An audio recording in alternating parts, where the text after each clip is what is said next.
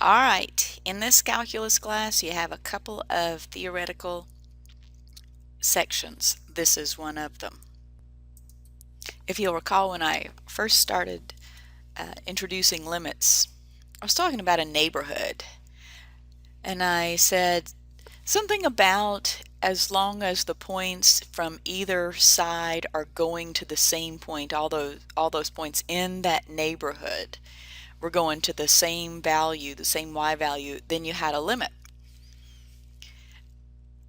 This epsilon and this delta here refer to the size of that neighborhood, and we're going to get specific about the size of that neighborhood. The epsilon would be the size of the y values, and once I determine the size of the y values, let's just look at question A here.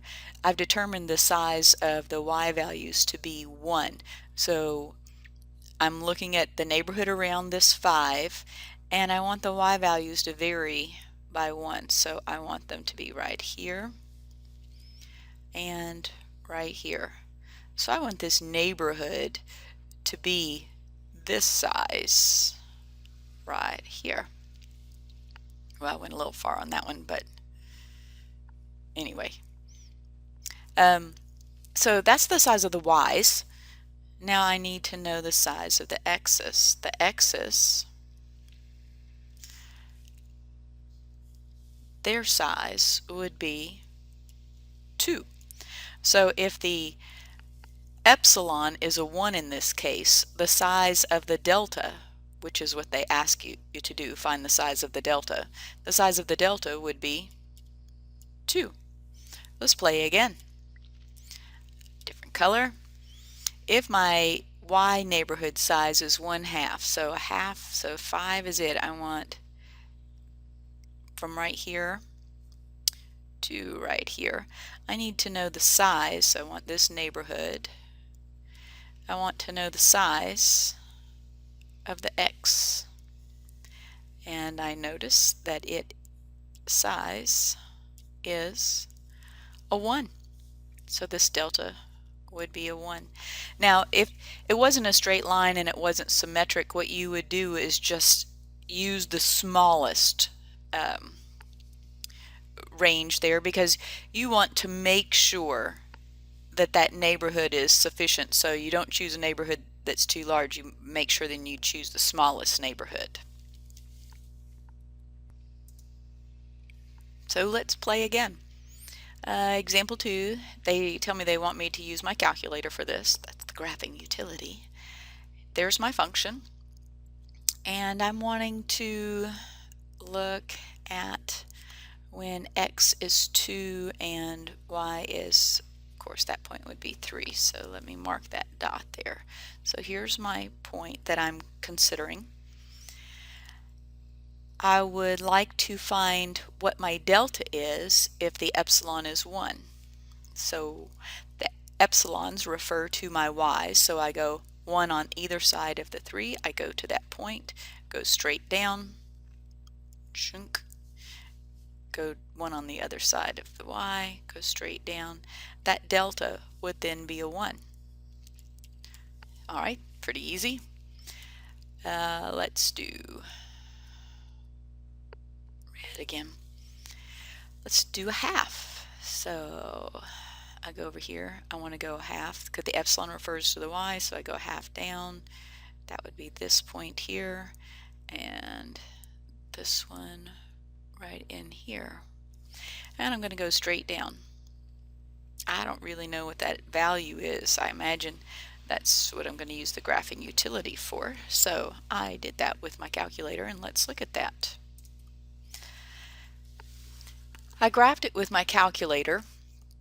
I used my trace feature and saw when y is 2.5, x is about 1.21, and that was good. That was pretty darn close. However, when I used my trace feature, when I was trying to find the 3.5, because before, you know, half step down, half a step up, it was, I couldn't get there. It was flip-flopping over. So what I did was just used my table set and got it to get a range of values. Now I really have a choice here. I can use 2.79 or 2.8. I'll choose the smaller one, the one that's closest to my X value. That way I can make my neighborhood, I can ensure that I'm following the definition. So I choose the smaller neighborhood, so I'm going to choose the X value of 2.79. So I chose 1.21 and 2.79. And then this is very symmetric, so if you do your subtraction, you will find that it is on either side. It is 0.79 distance here and 0.79 distance here. Delta, once it in this case, is 0.79. If I had two different deltas because it wasn't symmetric, two different range values there, I would choose the smallest one for delta. Alright, example 3. My epsilon, or my y value in this case, is I go 2 on either side of that y value. So there's the 3, so I'm going to go 2 down, jink.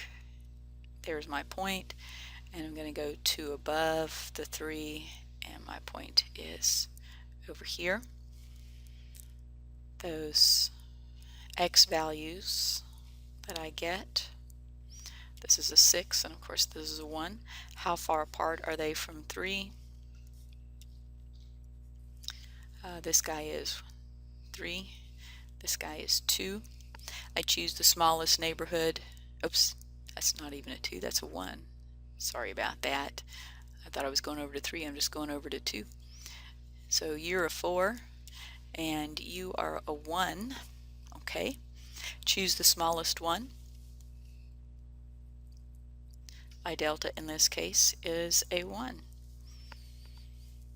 Play again, get a different color. Let's go for blue this time. Epsilon is a 1. That would be here. Epsilon is a 1. That would be here. Going down. I have a distance here. I'm going to the right one this time. Is a half. Distance here of 2. My delta in this case, choose the smallest one, would be 1/2. Make a conjecture about whatever it is. Delta is going to be epsilon divided by 2. And that is because of this left-hand side here. So it's due to the fact that this left-hand side is restricting that neighborhood. I could have a bigger neighborhood if it was symmetric on both sides and I was just using this line. But I have to use the smallest neighborhood to ensure that I'm within those guidelines set forth by the limit definition. Alright, we're going to write a proof. Before we do, I need some information. I'm messing around with this thing here a bunch.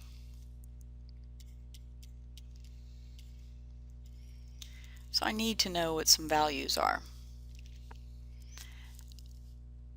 My f of x is actually 4x minus 15. My L in this case is a 1, and my A in this case is a 4. I need to, before I can write my proof, come up with the relationship between my epsilon and my delta. So the first thing to do is to find that relationship between your epsilon and your delta. So let's do it. I have 4x minus 15 minus 1 got to be less than epsilon,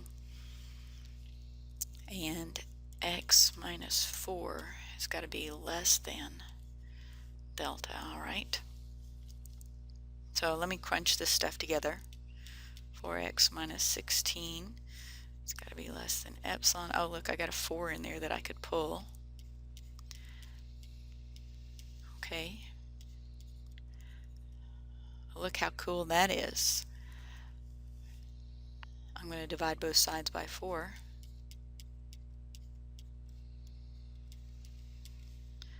notice the comparison here.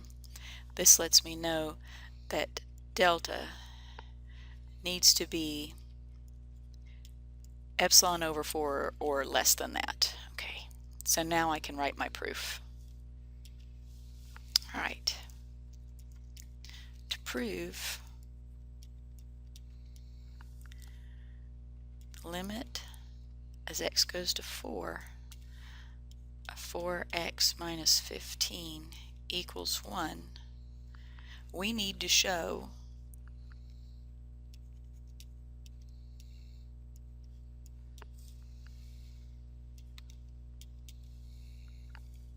this right here.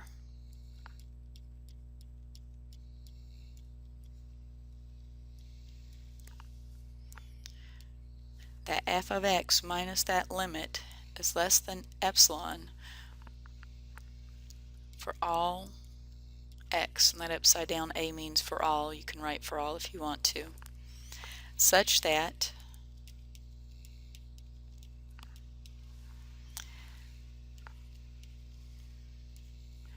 this neighborhood is confined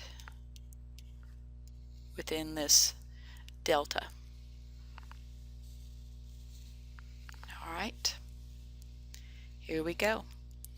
Let epsilon be any real number, so be an element of the reals where epsilon is greater than 0. I have to put those restrictions on at the very beginning.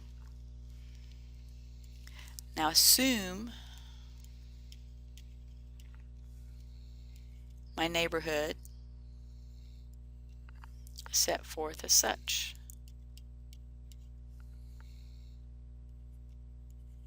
where my delta is epsilon over 4. Here's how this plays out.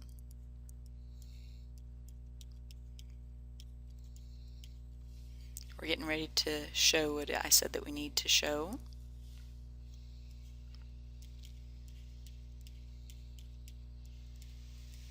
Just doing my computation.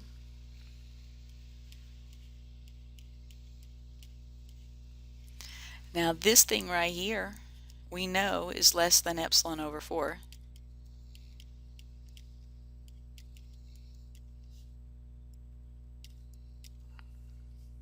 Therefore we can write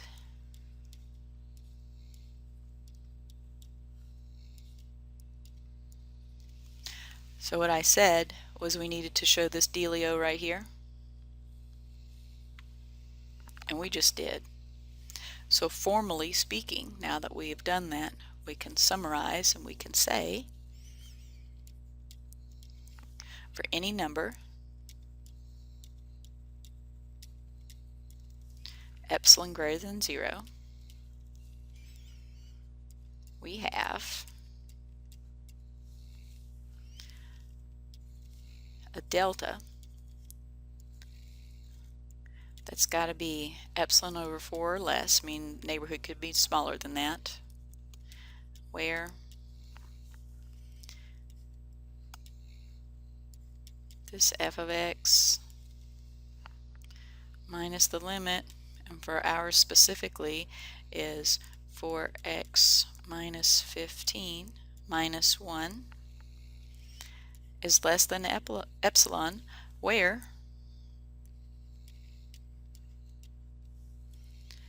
we can find this neighborhood as such with our delta. Therefore, I'll just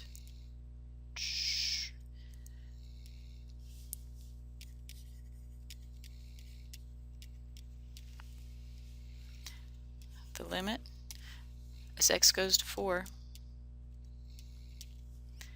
of 4x minus 15 equals 1. Ta-da! And there is your proof. It is a very formal proof, and it's just a way of talking about the neighborhood around that point, but it is a formal definition of a neighborhood.